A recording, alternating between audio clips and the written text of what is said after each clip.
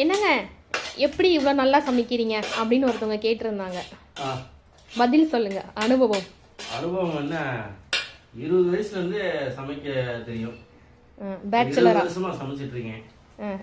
அதனால ஏன்னா பேச்சுலர் ரூம்ல வந்து நான் தான் சமைப்பேன். பசங்களை யாரும் சமைக்க விட மாட்டேன். ஏன்னா அவங்களுக்கு தெரியாது, ஒரு சில விஷயங்கள் நமக்கு பிடிக்காது, அதனால அவங்க செய்ய விட மாட்டேன், நான் செய்வேன்.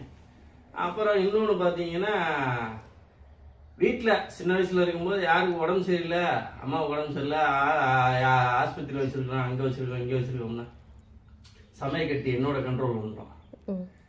அப்படி பழகினது தான். இதே மாதிரி தான், உன்னை மாதிரி தான் வச்சுக்குவேன்.